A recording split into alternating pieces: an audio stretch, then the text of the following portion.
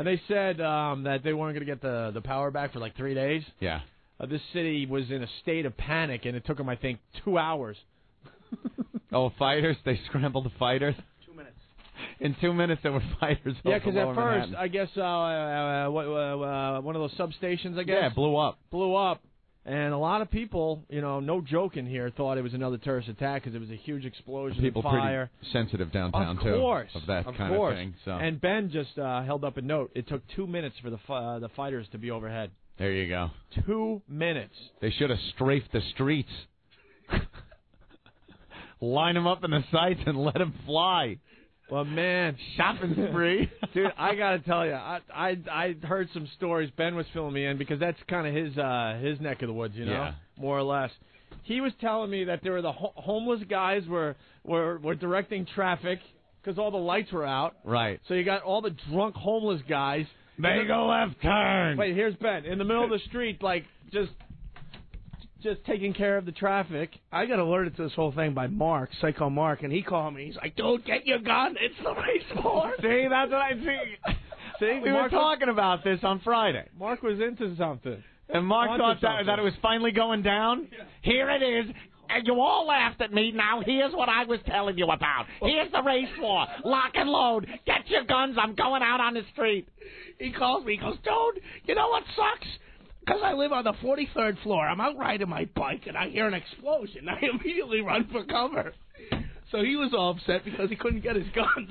He couldn't get up into his building. See, he got caught in the race war without his guns. I think something happened to Psycho Mark after 9/11, because you remember he was the one that had the only camera shot from his apartment on Ground Zero for many, many months, and he had to watch that camera day after day after day. I'm telling you, it was like going through Nam for this guy. He's lost his effing mind. So now he's lost his mind, and he the race war's coming. So when there's a huge explosion and power goes out, and he's stuck without his guns, he calls me. He goes, "There's a couple coconuts just ripping off the street fair on Blackout Street." Holy Mark, what's wrong with you? Wait a minute. Since when does this all get on the air?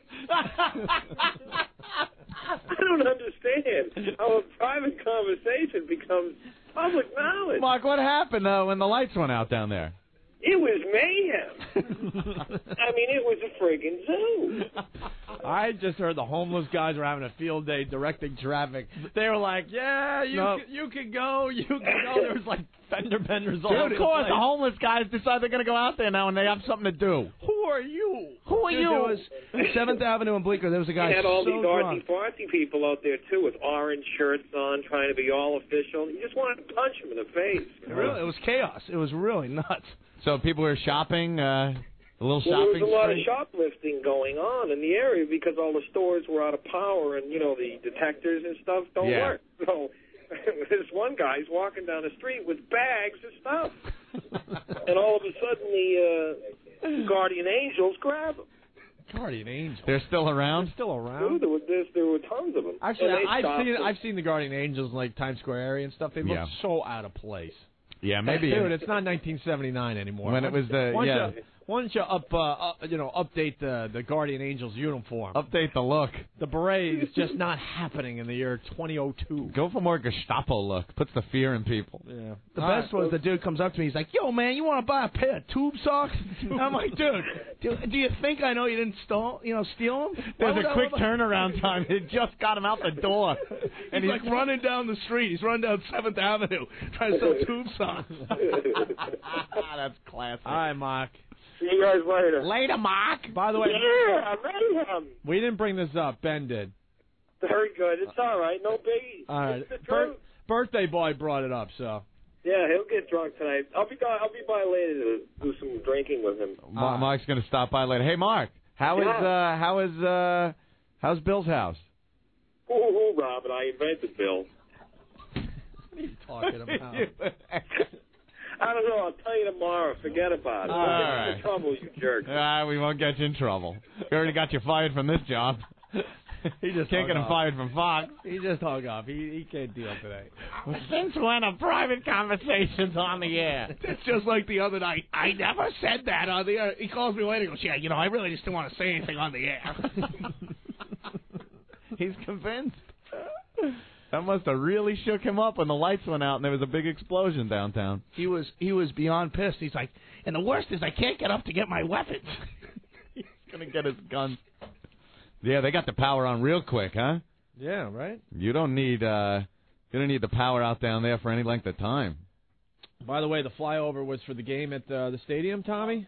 Yeah, how you doing, Tommy, NYPD? Hey, what's up, bro? Yeah, we just want to let you know we love you guys. I'm with the Highway Patrol, and yeah, the flyover was a unit that dropped over 500,000 pounds of ordnance on those you-know-whats over in Afghanistan, and it just so happened to be a couple of minutes after the explosion at Con Ed, so everybody was like freaking. Oh, okay. Yeah, we met all those pilots, we brought them in, and they didn't realize, they saw the black smoke, they didn't realize what was going on, but there was a bit of panic, and we were at the Yankee game. We got redirected over there, but we ended up going back. And after the game, went to 11 innings. There were some drunken Boston fans, and had a group come out, and we're all big fans of you guys. And when they came out, they were trying to find a parking lot. And we're trying to tell the guy, over there to the right, over there to the right. They were so red-faced and drunk. And finally I said, 3 lefts, guy. And that woke him up. He said, "Ole!" 3 lefts, 3 rights. Wait, 3. Well, 3 lefts make a right, too, but I don't make a left hand turn. That's right. It's 3 rights make a left. They may be drunk, but they know Ole when they hear it. All right, cool, bro. Take care. Bye. Andrew, what's going on? Hey, boys. Hey. I want to know if Scott Muni was down at Greenwich Village with his machine guns at the blackout. I'm broadcasting even though there's a blackout. Earl, where's my scotch? I'll stay on the air through this dilemma and let you know how things are going. No, I don't want to buy tube socks. Get away from me. I'm like, Mark, I have my weapons. Andrew, of course, talking about 1977. There was a huge blackout. A brownout, officially? No, it was a blackout. It was a blackout in New York City. And this very radio station, WNEW... was brownout a joke, Opie, about the... No. Oh, sorry. Okay. They used to call some of them brownout, right? Okay. And this station, legendary rock station back then... Yeah. Stayed on the air with the famous Scott Muni. Scott Muni, same guy that was on the tarmac when the Beatles landed. Right. Sure. So he continued to broadcast during the blackout. He broadcast live. I'm here downtown, and people are trying to sell me stereos. But I'm armed and ready to go. The race war is coming. The race war is coming. I won't be taken alive. My transmitter's being powered, but I don't know for how long. Send reinforcements. Where's Mark? Those sound like some pretty big rounds. I'll stay on the air and keep you all defended. Thank you. Mark is my sidekick. He knows the war's coming, so do I. That one was close. It's like a Mark is the sidekick. Mark, Skinny's on the roof. Nigga, please! Skinny's on the roof.